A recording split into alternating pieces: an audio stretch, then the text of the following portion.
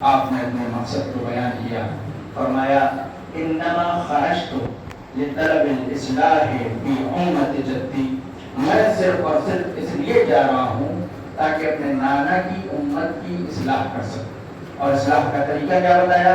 اريد ان اامر بالمعروف وانہا عن المنکر، تاکہ میں لوگوں کو نیکیوں کا حکم دوں اور ان کو برائی سے روکوں۔ عزیزان محترم، انسان کی ایک فطرت ہے کہ ہر انسان کو اپنے شہر سے، اپنے گاؤں سے، اپنے محلے سے بے پناہ محبت ہوتی ہے۔ انسان اتنی آسانی سے اپنا وطن نہیں چھوڑ کر کے جاتا ہے، تو کیا وجہ کہ امام حسین اپنا وطن چھوڑ کر کے جا رہے ہیں؟ ہر انسان کو اپنے وطن سے بے پناہ محبت ہوتی ہے، تو کیا امام حسین علیہ السلام کو اپنے نانا کے مدینے سے محبت نہیں تھی؟ کیا امام حسین علیہ السلام کو اس مدینے سے محبت نہیں تھی کہ جہاں پر آپ نے زندگی گزار دی، اپنی زندگی کے 57 برس گزار دیے آپ نے؟ عزیزان محترم، امام حسین کو بھی اپنے نانا کے مدینے سے بے پناہ محبت تھی، لیکن یہ جو اپنا گھر چھوڑ کر کے جا رہے ہیں، یہ وطن چھوڑ کر کے جا رہے ہیں، یہ اپنے لیے نہیں جا رہے ہیں بلکہ اپنے نانا کی امت کے لیے جا رہے ہیں۔ کیا میں لفظوں کو بدل دوں؟ ہمارے لیے جا رہے ہیں امام حسین علیہ السلام، تاکہ ہمارے تک صحیح طریقے سے دین پہنچ جائے۔ اور یہ پیغمبر نے یوں ہی نہیں فرما دیا کہ حسین منی وانا من الحسین، حسین مجھ سے ہے اور میں حسین سے ہوں۔ خدا اس سے محبت کرتا ہے جو حسین سے محبت کرے۔ یعنی پیغمبر نے ایک قانون بتا دیا کہ اگر تم چاہتے ہو کہ خدا تم سے محبت کرے تو بہت آسان ہے، تم حسین سے محبت کرو، خدا تم سے محبت کرے گا۔ صلوات پڑھیے محمد چنانچہ امام حسین مدینہ چھوڑ کر کے جا رہے ہیں۔ کیوں چھوڑ کر کے جا رہے ہیں؟ اگر آپ امام حسین کی تاریخ پڑھیے گا، زیادہ تاریخ نہیں پڑھنا ہے، پوری زندگی نہیں پڑھنا ہے، صرف 28 رجب سے لے کر کے 10 محرم تک کی، تو آپ کو پوری تاریخ میں یہی ملے گا کہ امام نے آخر تک جنگ کو ٹالنے کی کوشش کی۔ یعنی یہ جو کچھ بھی ہوا ہے کربلا میں، یہ امام حسین کے نہ چاہنے کے باوجود ہوا ہے۔ عزیزان محترم، تیز رفتار سواری سے شام سے ایک خبر آئی مدینے کے گورنر کے پاس۔ اس وقت مدینے کا گورنر کون تھا؟ ولید کے پاس خبر آئی کہ یزید کا باپ مر گیا ہے، یزید اس کی جگہ خلیفہ بن گیا ہے۔ یزید نے یہ حکم دیا ہے کہ فلاں فلاں فلاں، ایک لسٹ بنا کے دیا ہے، ان سے کہیے فلاں فلاں فلاں اور امام حسین، ان سے کہیے کہ بیعت کریں، اگر بیعت کرتے ہیں تو ٹھیک، ورنہ ان کا سر کاٹ کر کے بھیج دو۔ ہم کو بقیہ لوگوں سے مطلب نہیں۔ کچھ لوگ رات کی تاریکی میں دھیرے سے نکل گئے مدینہ چھوڑ کر کے، کچھ لوگوں نے پیچھے سے پیغام بھجوا دیا کہ ہم یزید کے ساتھ ہیں، ٹینشن کی بات نہیں۔ آخر میں کون بچا؟ امام حسین علیہ السلام۔ اب ولید نے امام حسین کو دربار میں بلایا۔ اب ایک سوال پیدا ہوتا ہے، کیا امام حسین کو ولید کے دربار میں جانا چاہیے تھا؟ ابھی مثال میں دے دوں کہ آپ کے شہر کے بہت سے مولانا ہیں، اگر کوئی بدکار انسان، شرابی انسان آپ کے شہر کے مولانا کو اپنے گھر میں دعوت دے بلائے تو کیا آپ پسند کریں گے کہ وہ وہاں جائیں؟ تو آپ جب اپنے شہر کے مولانا کو نہیں پسند کر سکتے کہ وہ ایسی جگہ پر جائیں، تو کیا آپ امام حسین کے سلسلے میں یہ پسند کر سکتے ہیں کہ وہ ولید جیسے شرابی کبابی کے دربار میں جائیں؟ تو یہ سوال ہوگا کہ نہیں ہوگا؟ میں ایک مثال دیتا ہوں اور واضح ہو جائے۔ مثال کے طور پر آپ بہت پیسے والے ہیں، آپ کے پاس بہت پیسہ ہے، گھر ہے، بنگلہ ہے، جائیداد، آپ کے گھر میں ایک نوکر کام کرتا ہے۔ ایک دن آپ نے اپنے نوکر کو بلایا، یہاں آؤ جی کہیے، پوچھا کہ تمہارا بیٹا کیا کرتا ہے؟ کہا میرا بیٹا کچھ نہیں کرتا ہے، سرکاری اسکول میں اس کا ایڈمیشن ہے، پڑھائی لکھائی تو وہاں ہوتی نہیں، ایسے گھر میں بیٹھا رہتا ہے۔ کہا کیوں؟ جا کر کے کوئی انگلش میڈیم میں اچھے اسکول میں اس کا ایڈمیشن کرواؤ، داخلہ کرواؤ۔ اس نے کہا مالک میرے پاس اتنا پیسہ تھوڑی ہے کہ تمہیں وہاں ایڈمیشن کروا سکوں، اگر میرے پاس اتنا پیسہ ہوتا تو میں یہاں کام تھوڑی کرتا۔ آپ نے کہا کوئی بات نہیں، میں پیسہ دوں گا تم کو، میں تم کو پیسہ دوں گا، تم اچھی جگہ اس کا ایڈمیشن کراؤ۔ اچھی جگہ اس کا ایڈمیشن ہو گیا، پڑھ لکھ کر کے کامیاب ہو گیا، لڑکا ذہین تھا پڑھنے میں، امتحان دیا آئی ایس کا، پی سی ایس کا، نکل گیا، ڈی ایم بن گیا، بڑا ادھیکاری بن گیا۔ اب آپ بتائیے جو کچھ بھی یہ بنا ہے یہ ان کے مالک کے پیسے کی وجہ سے بنا ہے نا، انہوں نے خرچ کیا تب یہ وہاں تک پہنچا، تب یہ پڑھائی کر پایا۔ تو اب بتائیے ان کے دل میں یہ آئے گا نا کہ اتنا بڑا آدمی بن گیا ہے تو مجھ سے ملنے کے لیے آئے گا؟ لیکن ہوا الٹا، وہ بغیر بچائے ملنے کے آتا उसने जो है गाड़ी भेज दी अपनी सरकारी, और जैसे गाड़ी आई इसकी सरकारी, उसमें से एक सिपाही उतरा, उसने पूछा फला साहब का घर यही है? कहा यही है। कहा आपको बड़े साहब ने बुलाया है, अधिकारी साहब ने, डीएम साहब ने, आप ये बताइए, ये सुनकर के उनको अच्छा लगेगा या बुरा लगेगा? बुरा लगेगा ना। मैंने पैसा खर्च किया, मैंने सब कुछ किया, मैंने इतनी मेहनत की, तब जाकर के इतने बड़े ओहदे पर पहुंचा है। इसको चाहिए था कि पहले मेरे पास आता, मुझको मुबारकबाद पेश करता, मिठाई लेकर के आता, मिठाई खिलाता। ये कहेगा कि नहीं कहेगा इंसान, मैं नहीं जाऊंगा इसके पास, इसे कहे तो मैं नहीं आऊंगा। इमाम हुसैन को ये कहना चाहिए था ना, ये अरब 360 खुदाओं के आगे सर झुकाने वाले, ये बकरियां चराने वाले, पैसा किसका लगा दीन में? इमाम हुसैन की नानी का ना, जनाब खदीजा का। और ये सख्तियां किसने बर्दाश्त की? साहिर कहा गया, दीवाना कहा गया, जादूगर कहा गया, कूड़े खाए, पत्थर खाए, सब कुछ तो हुआ, किसने बर्दाश्त किया? पैगंबर ने, इमाम हुसैन के नाना ने। और इतना ही नहीं, गले में रस्सी डाल करके खींचा गया, किसको? इमाम हुसैन के बाबा को। इतना कुछ होने के बाद जो हुकूमत इमाम हुसैन को मिलनी चाहिए थी, जो कुर्सी इमाम हुसैन को मिलनी चाहिए थी, वो तुमको मिल गई है, तो तुम्हारी इतनी हिम्मत हो गई है कि तुम इमाम हुसैन को दरबार ढूंढा। इमाम हुसैन को कहना चाहिए था ना, मैं फातिमा का लाल, नबी का नवासा, तुम्हारी हिम्मत है कि तुम मुझे दरबार में बुलाओगे। इमाम हुसैन के जवाब दे सकते थे ना। अगर इमाम ये जवाब दे देते, आज इतना कुछ होने के बावजूद भी जाकिर नायक टाइप के लोग लानती पैदा हो रहे हैं, जो यजीद को रज़ी अल्लाह कह रहा है। अगर इमाम के जवाब देते, मालूम है कल को तारीख क्या लिखती? कल को तारीख यही लिखती कि यजीद इतनी हद तक थोड़ी आने वाला था। क्या यजीद को नहीं पता था हुसैन नवासे रसूल हैं? क्या यजीद को नहीं पता था हुसैन फातिमा के लाल हैं? वो तो माज़अल्लाह हुसैन को घमंड था कि हम तो नबी के नवासे हैं, हम नहीं आएंगे, लिहाजा इसी जुर्म में इनको कत्ल कर दिया गया। सारी करबला इमाम हुसैन के खिलाफ लिख दिया। लिहाजा इमाम हुसैन गए दरबार। कितने लोगों को लेकर के गए? तारीख में क्या लिखा है? 18 लोगों को। ये 18 कौन थे? बनी हाशिम थे ना, यानी खानदान के थे ना। अब सवाल होगा, क्या ये पूरे मदीने में, पूरे मदीने शहर में सिर्फ 18 ही लोग थे इमाम के चाहने वाले? क्या कोई और नहीं था चाहने वाला? और भी लोग मौजूद थे, और भी चाहने वाले मौजूद थे। इसका मतलब यह है कि इमाम हमको ये तालीम दे रहे हैं, ये दर्स दे रहे हैं कि भैया दोस्ती अपनी जगह है, ताल्लुकात अपनी जगह है, मोहब्बत अपनी जगह है।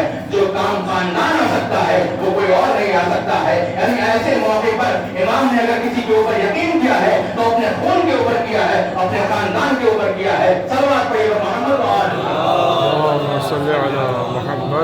लिहाजा इमाम हमको ये दर्स दे रहे हैं कि खानदान को लेकर के चलिए।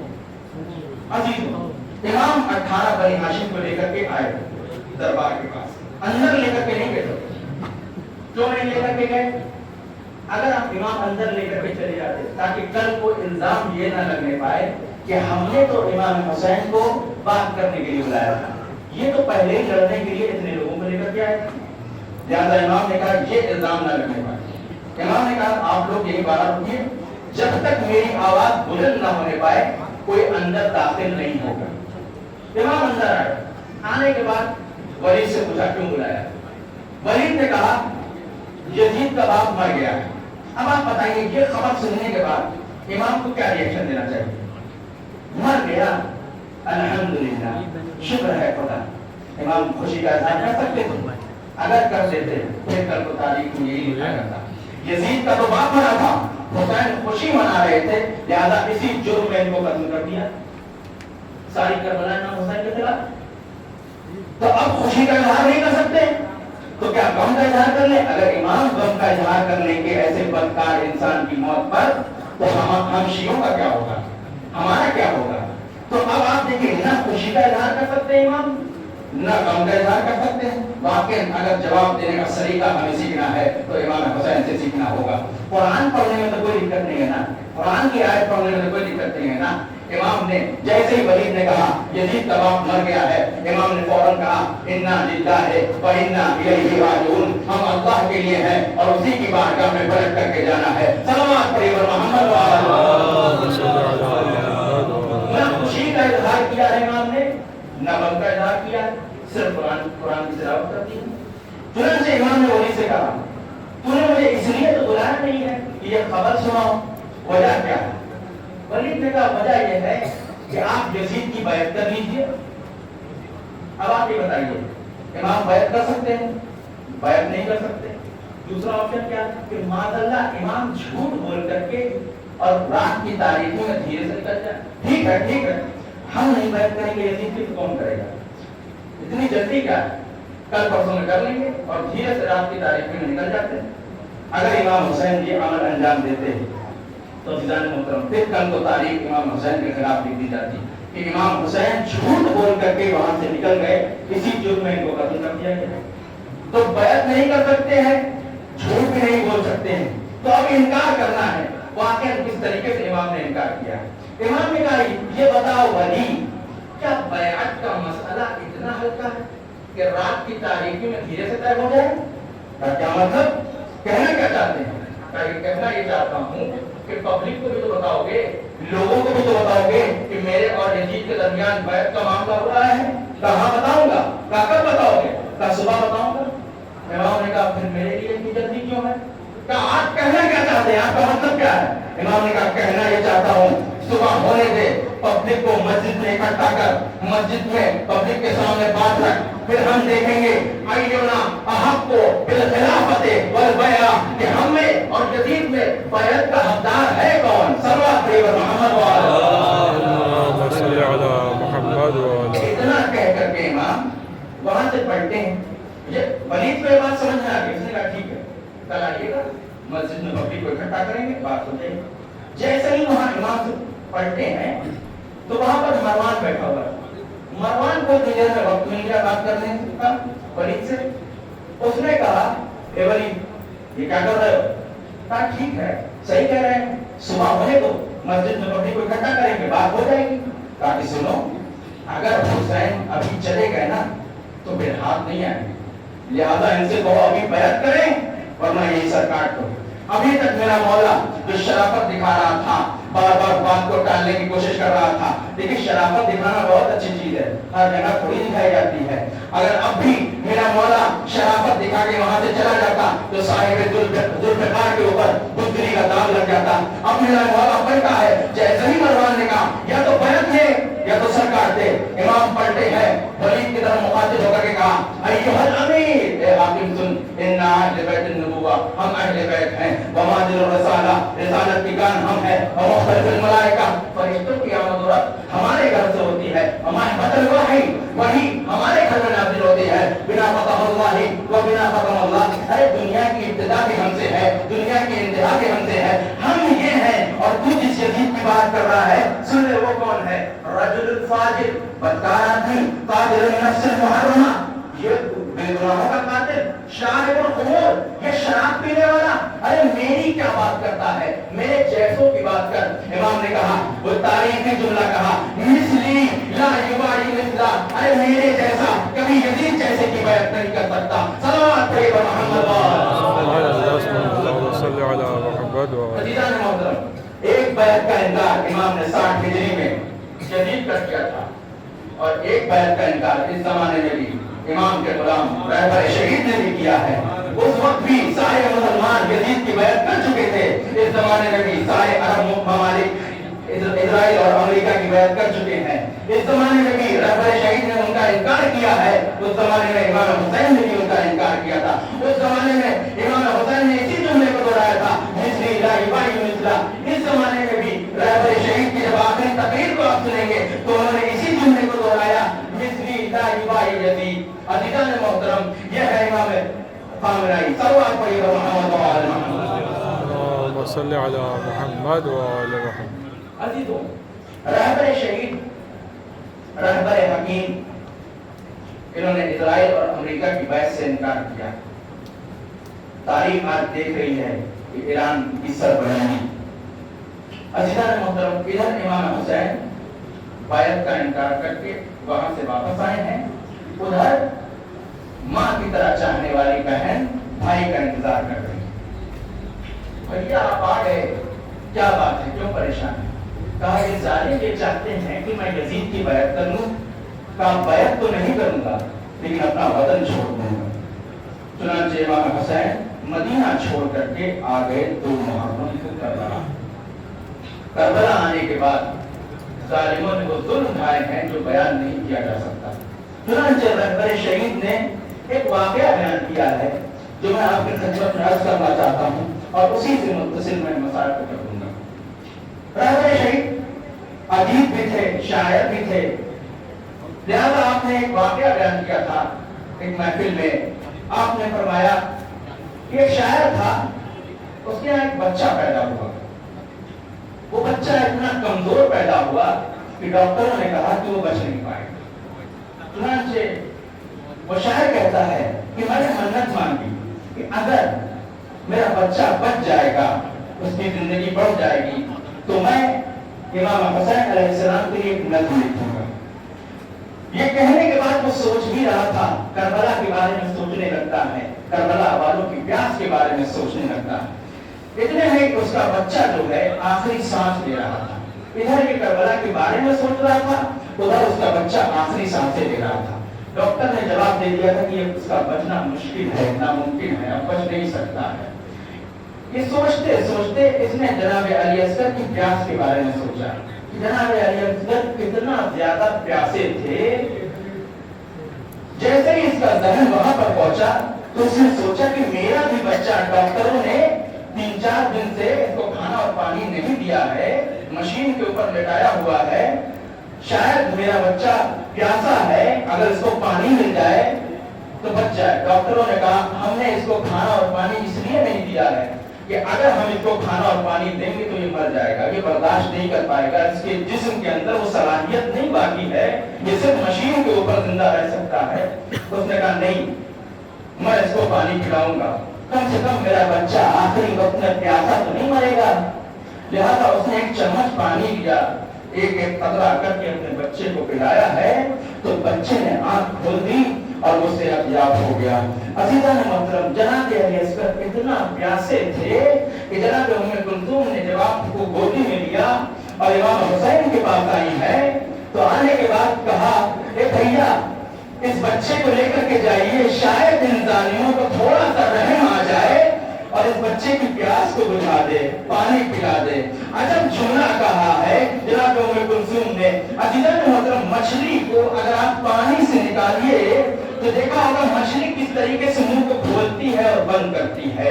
जनाब उम्मे कुलसूम कहती है अमा तरा कई यतलज़्ज़ा, ए भैया क्या देख नहीं रहे हो ये बच्चा किस तरीके से मुंह खोलता और बंद करता है। इमाम हुसैन जनाब अली असगर को अपने हाथों में लेते हैं, अबा का साया करते हैं, मक्तल की तरफ आते हैं।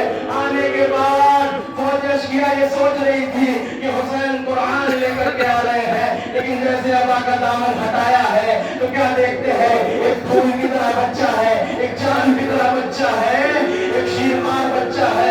इमाम फौज अश्किया की तरफ मुखातिब होकर के कहते हैं इन लम तरहमूनी फरहमू हादा दिल, अगर तुम मुझ पर रहम नहीं कर सकते हो तो इस बच्चे के ऊपर रहम कर दो। अज़ीज़ान मोहतरम, फौज अश्किया ने कोई जवाब नहीं दिया। इमाम हुसैन ने बच्चे को जल्दी हुई आग पर रख दिया। इमाम कहते हैं अगर तुमको ये लगता है कि इस बच्चे के बहाने मैं पानी पी लूंगा, तो मैंने इसको यहाँ लिटा दिया है, तुम आकर के इसको पानी पिला लो। अज़ीज़ान मोहतरम, फौज अश्किया ने कोई जवाब नहीं दिया। इमाम कहते हैं मेरे लाल असगर अपनी प्यास को इन जालिमों के सामने वादे कर दो। जनाब अली असगर ने सूखी हुई ज़बान को सूखे हुए होठों पर जब फिराना शुरू किया, ये वो मंजर था कि फौज अश्किया भी बर्दाश्त न कर सकी। अज़ीज़ान मोहतरम, फौज अश्किया भी मुंह फेर के रोने लगी। शेर कहता है आईना आईना हुर्मुला इब्ता कलाम हुसैन, ए हुर्मुला कहाँ है, हुसैन के कलाम को कता कर दे। अज़ीज़ान मोहतरम, हुर्मुला का 3 भाग का तीर है और बच्चे का गला है। आप ये बताइए मेरी उम्र 24 साल है, मेरा गला इतना चौड़ा है, आप जरा अंदाजा लगाइए 6 महीने के बच्चे के गले की चौड़ाई क्या रही होगी। और 3 भाग का तीर, जब 3 भाग का तीर लगेगा तो छेद नहीं होगा। रिवायत के फिक्र है जैसे ही तीर आगे लगा तो रिवायत के फिक्र है तो सुबह इस कान से उस कान तक दिबा हो गए। जनाब अली असगर शहीद हो गए। अज़ीज़ान मोहतरम, बहुत से शहीद हुए लेकिन इमाम ने आपको याद नहीं किया। बहुत से शहीद हुए, जनाब जनाब अली अकबर के लाशे पे आके गिरिया किया लेकिन आपको याद नहीं किया, जनाब अब्बास के गिरिया किया लेकिन आपको याद नहीं किया। लेकिन अज़ीज़ान मोहतरम जनाब अली असगर की शहादत पे इतनी तकलीफ इमाम को हुई है कि इमाम ने आपको याद किया। फरमाते हैं शियती महिमा शरीफ तुम माज बिन फज़कुरूनी, मेरे शियो जब ठंडा पानी पीना तो मेरी प्यास को याद कर लेना।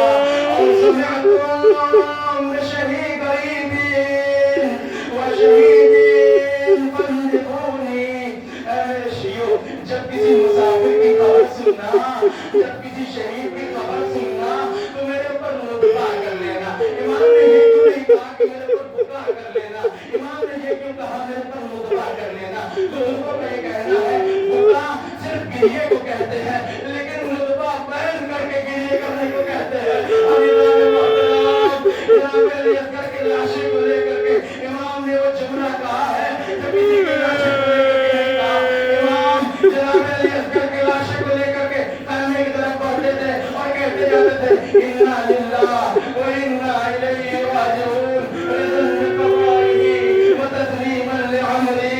7 मरतबा आप आगे गए हैं, 7 मरतबा पीछे गए हैं। जैसे ही आप खैमे में पहुंचे अल्लाह का दामन हटाया, माँ ने बच्चे को देखा, गले को देखा, एक जुमला कहा हम इसमें कई बार मेरे लाल कहते हैं जैसे भी लहर किए जाते हैं। इन्ना लिल्लाह व इन्ना इलैहि राजिऊन।